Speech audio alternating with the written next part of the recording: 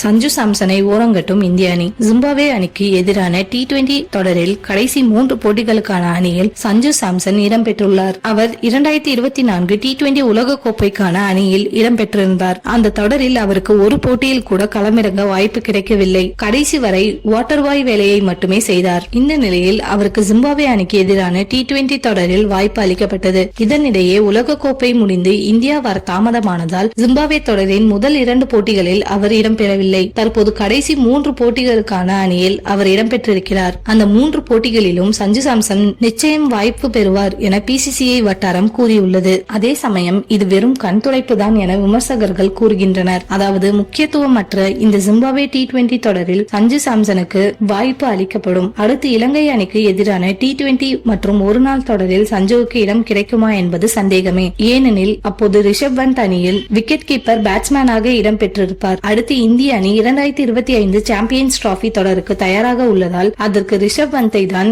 இந்திய அணியின் தேர்வுக்குழு முதன்மை விக்கெட் கீப்பராக தேர்வு செய்யும் என எதிர்பார்க்கப்படுகிறது.